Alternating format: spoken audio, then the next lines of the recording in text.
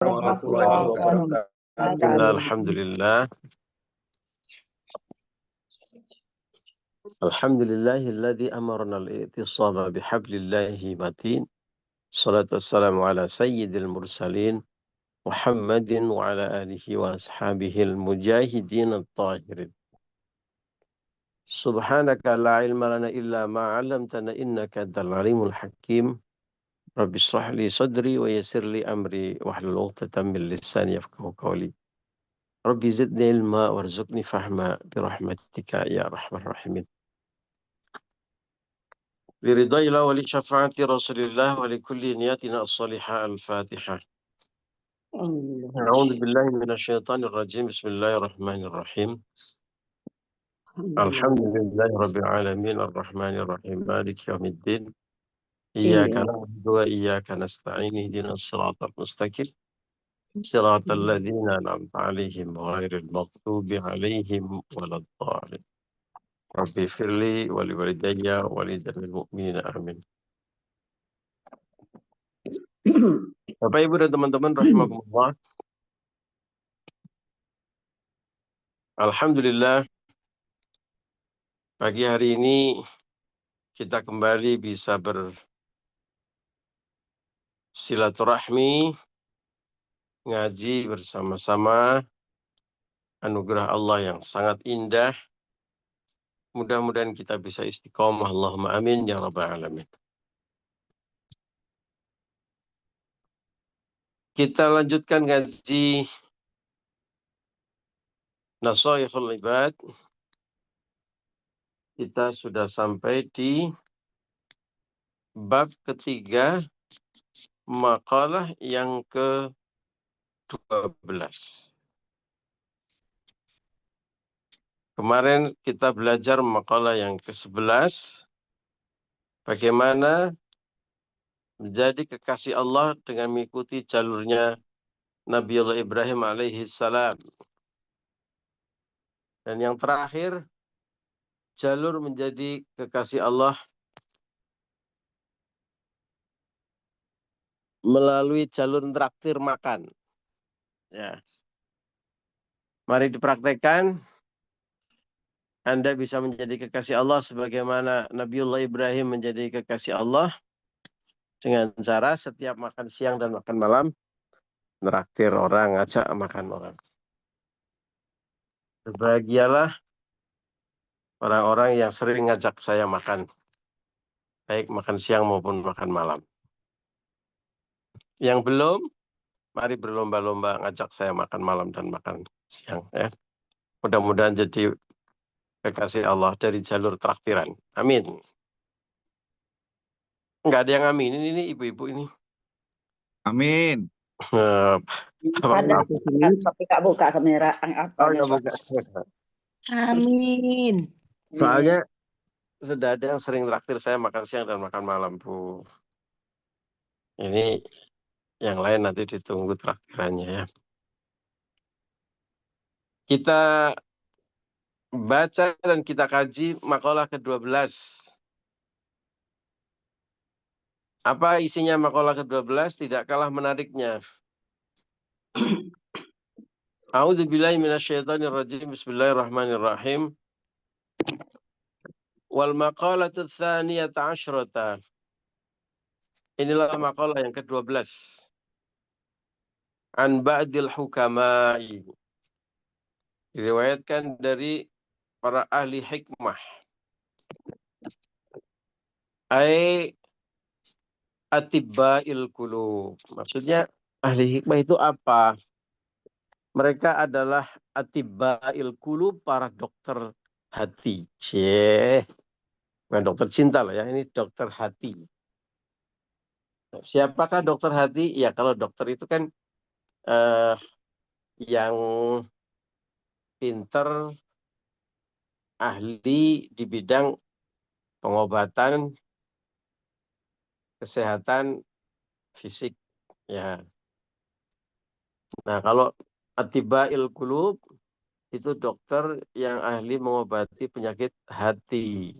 Nah, penyakit hati itu bukan hepatitis saja ya, ada penyakit hati yang sifatnya ruhaniyah.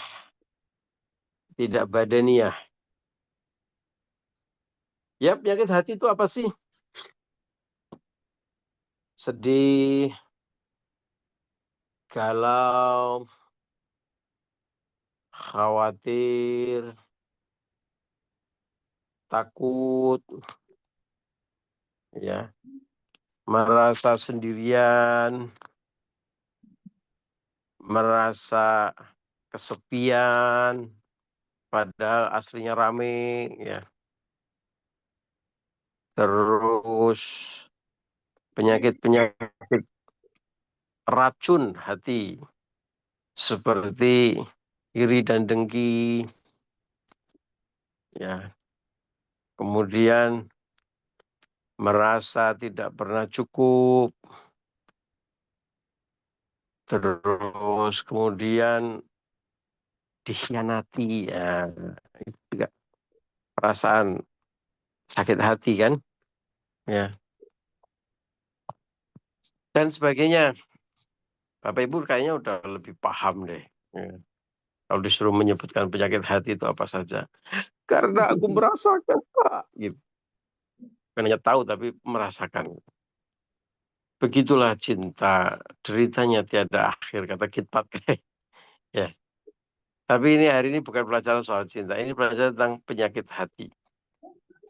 Nah, kalau ada orang yang merasa sedang sakit hati, inilah makalah untuk Anda semuanya. Salah satu asya'a. Ada 3 perkara.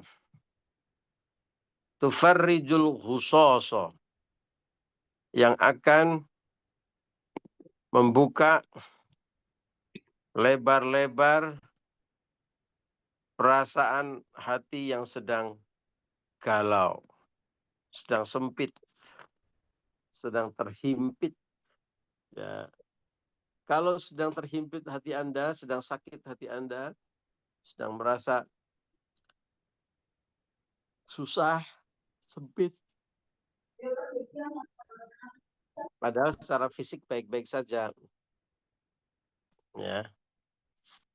Inilah obatnya. Ada 3 hal yang bisa mengatasi kegalauan hati. Apa saja itu? Yang pertama adalah zikrullahi ta'ala, zikir kepada Allah Ta'ala.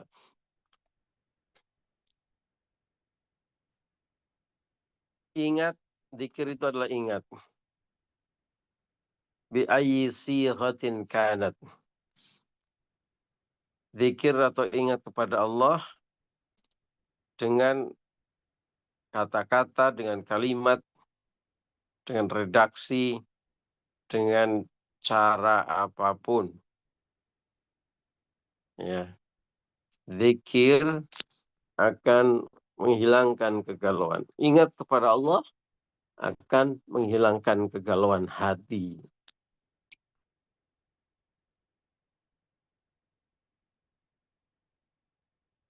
Dengan cara apapun zikir kita. Baik zikir yang sifatnya sir atau rahasia. Dengan cara hati dan pikiran kita yang dihadirkan ingat kepada Allah.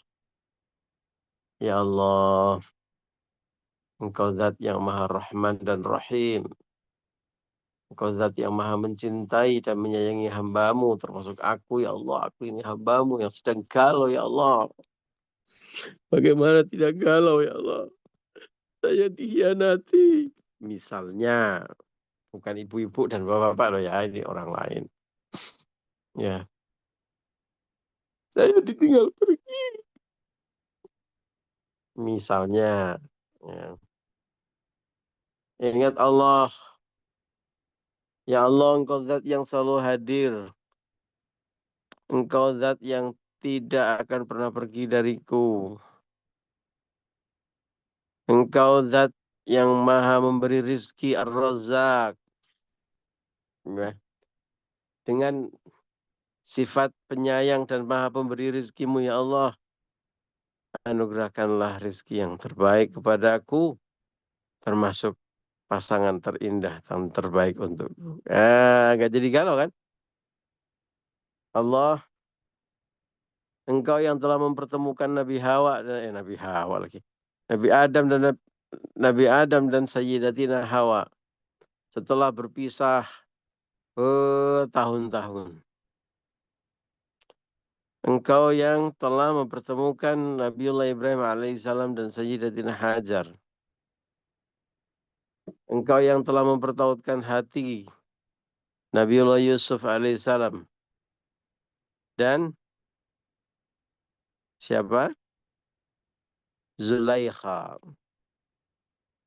Engkau yang telah mempersatukan bahkan orang yang saling membenci sehingga saling mencintai. Maka pertemukanlah aku. Misalnya. Gitu ya. Atau sedang galau karena urusan anak. Sedang galau urusan pekerjaan. Ada masalah dengan keluarga atau tetangga. Ya. Ingat Allah. Dengan cara apapun. Misalnya tadi zikir. Hati dan pikiran.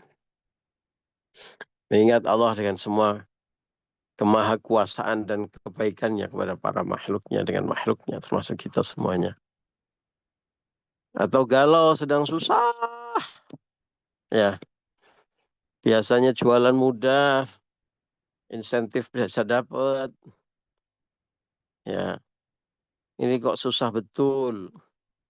Ya Allah ya Rahman ya Razak. Engkau yang telah mencukupkan seluruh kebutuhan hambamu. Bahkan dabah serangga yang melata di atas muka bumi. Engkau cukupi. Aku yakin engkau pasti juga akan mencukupi semua kebutuhanku. Bapak Ibu. Cerita percaya nggak percaya. Saya itu semakin kepepet. Itu semakin indah Allah menunjukkan kemahakuasaannya. Dan saya itu niteni. Ya, niteni itu bahasa Jawa ya. Memperhatikan. Ilmu titen ini. Digabung dan ilmu yakin. Atau awalnya ilmu yakin. Saya itu kalau semakin butuh. Dan semakin susah. Maksudnya susah ini kok nyari ini nggak dapat, nyari itu nggak dapat, nyari gitu ya. Nah itu saya niteni. Allah pasti nanti akan menunjukkan satu hal yang sangat luar biasa. Jadi keyakinan itu sudah sampai di level yang udah pasti Allah nanti akan tunjukkan cara. Udah pasti itu. Karena apa? Karena itu terjadi dalam hidup saya berkali-kali gitu. Sebaliknya kalau ini jalannya kok mudah, bukan hanya selalu dalam uang ya.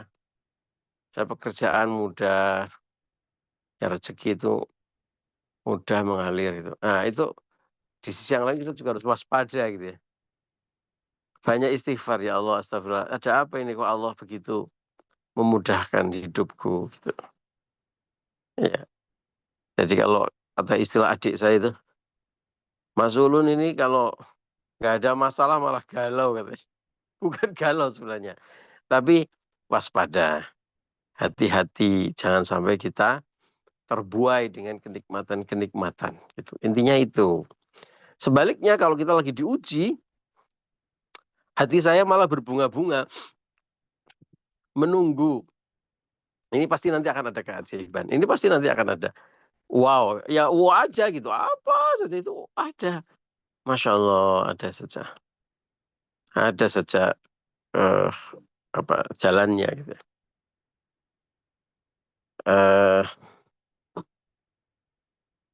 Apa namanya? Saya pernah cerita ya beberapa kali ya. Terjadi keajaiban-keajaiban yang ya Allah ya buat Allah itu hal yang mudah saja gitu. Nah, saya pernah cerita misalnya dulu waktu saya masih belum jadi manajer ya rasanya, waktu itu masih eksekutif gitu. Ya tentu tahu sendiri lah kalau eksekutif itu eh, gajinya pas-pasan gitu. Tapi kepengen beli rumah, pokoknya pengen beli rumah gitu. Eh, bapak saya kan bukan bukan dengan segala hormat gitu ya, bukan orang kaya yang meninggalkan warisan bisa bikin rumah itu tidak gitu. Saya harus mulai dari nol. Ya. Eh, dan rumah kan waktu itu udah mahal harganya. Alhamdulillah Allah memberikan begitu banyak kemudahan-kemudahan dan puncaknya yang pernah saya ceritakan itu.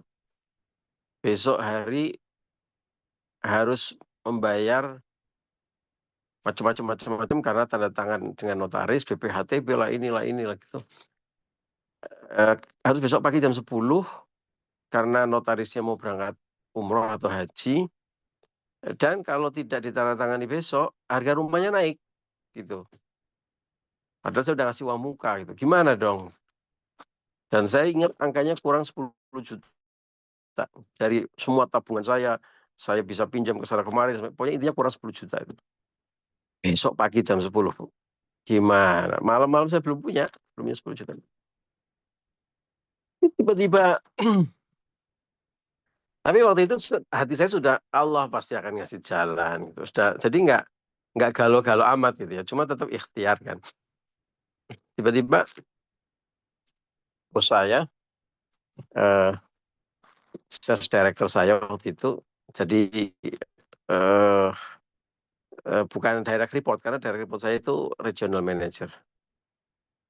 Waktu itu kalau nggak salah regional manager saya Ustadz Sungkono, ya, Sungkono. Nah ini yang nelpon direktur saya. Telepon Ulun, minta nomor rekeningnya ya. Saya kaget itu sekitar habis Isya gitu. Ada apa Pak? Ada sedikit rezeki. Loh, terus gimana Pak? Pakai aja dulu. Kamu kan lagi butuh, kamu lagi bangun rumah katanya. Saya nggak pernah cerita sama beliau kan. Cerita kalau bangun rumah, tapi nggak cerita kalau ada butuh uang ada butuh uang untuk notaris gitu. Loh, jangan Pak. Kayaknya begitu kan meskipun kita butuh aja. Jangan Pak. Kok repot-repot. Enggak. Saya lagi ada rezeki pakai saja dulu. Jadi itu akadnya adalah minjemin. Ya suruh pakai aja dulu. Saya nggak buru-buru kok ini uangnya nganggur gitu. Terus janganlah Pak, masa ngerepotin masalah saya kok. Enggak apa-apa, pakai aja. Gini Ulun, kalau kamu nggak mau ngasih nomor rekening, saya bisa minta nomor rekening sama orang kantor. Oh gitu Pak, iya. Ya udahlah daripada bikin repot, saya kasih lah nomor rekening saya gitu.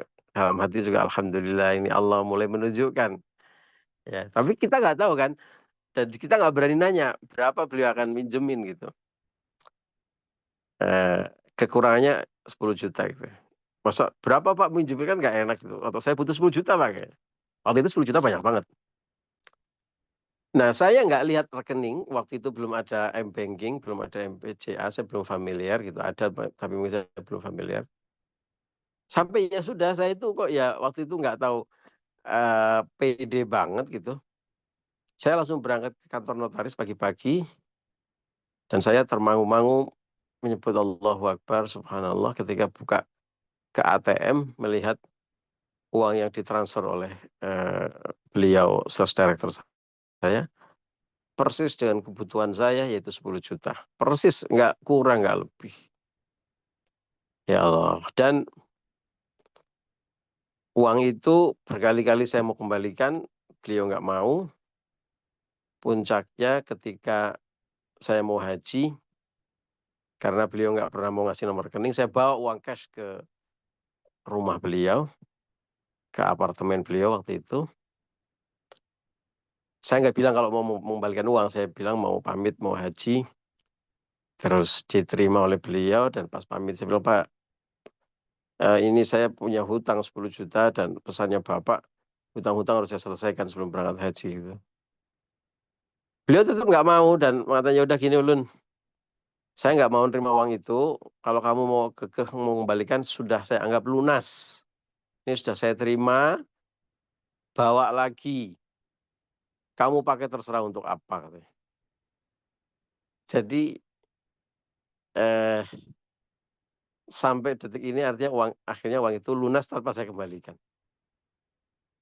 Masya Allah, ini kok jadi tiba-tiba cerita ini. Ini cerita salah satu, itu yang membuat, dan itu terjadi berkali-kali dalam hidup saya. Dia membuat saya, ya kalau misalnya sumpek, galau gitu, nggak sumpek-sumpek amat, nggak galau-galau. Karena ingat, pasti ada yadullah, ada tangan Allah nanti. Jadi kayak malah, kayak orang mau nonton film gitu, pasti ada jagoannya, pasti nanti datang nih. Pasti nanti, gitu, perasaannya begitu gitu. Jadi yakin banget gitu. Nah tentu ini bagian dari keimanan kita yang kita pupuk dengan zikir. Senjatanya orang yang beriman adalah zikir. Jadi seandainya galau, ya nggak galau-galau banget, sedih nggak sedih-sedih banget, sumpek nggak sumpek-sumpek banget, karena Allah nanti pasti akan. Itu baru yang soal uang ya. Ini baru soal harta, banyak banget keajaiban-keajaiban yang sifatnya non material gitu. Ada saja orang bantu, ada saja jalan keluar dari kesumpekan dan masalah hidup kita gitu. Nah, maka 3 hal yang akan mengobati kesumpekan hati kita, ingat Allah, baik ingat dalam pengertian secara pikiran dan hati kita, maupun zikir ingat dengan secara verbal dengan kalimat yang kita ucapkan. Ya. Ka'ayyakula katsiran, sebagaimana banyak-banyak mengucapkan zikir la ilaha illallah wala haula wala quwata illa billah. La ilaha illallah, tiada Tuhan selain Allah, wala haula, dan tidak daya upaya, wala quwata, tidak ada kekuatan, illa billah, kecuali dengan Allah. Nah, jadi kalau lagi sedih, kalau lagi sumpek, ya, kalau lagi susah, kalau lagi galau, hidup ini kok rasanya berat sekali, perbanyaklah membaca zikir la haula, la ilaha illallah, wala haula, wala quwata illa billah. Ya. Atau au bil munajati, atau dengan permohonan. Ka'ayyakula, dengan seperti dan mengucapkan ya mughitha kulla malhuf nadahu wa ya mujiba kulla mudhar. Ya. Ini bermunajat, wahai zat yang selalu menolong setiap orang yang dilanda kesedihan.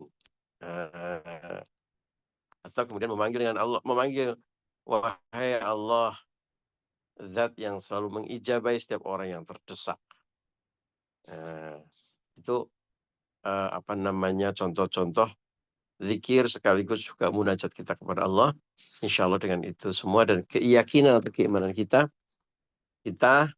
termasuk orang-orang yang selalu yakin, percaya dengan tangan Allah, sehingga kita kalau sedih, kalau susah, kalau sumpek, ya tidak banget-banget, karena yakin nanti akan ada solusi yang terbaik. Allahumma amin ya rabbal alamin. Amin. Demikian Bapak Ibu ngaji kita pagi hari ini. Mudah-mudahan tidak ada yang lagi sumpek. Seandainya ada yang lagi sumpek, insya Allah banyak-banyak mengingat Allah. Jadi lepas sumpeknya, nggak sumpek banget, nggak sedih banget, nggak susah-susah banget. Allahumma amin ya rabbal alamin. Amin, amin ya Allah.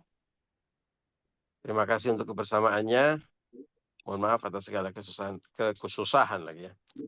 Kesalahan dan kesilapan. Wallahul muwaffiq ila aqwamit thoriq.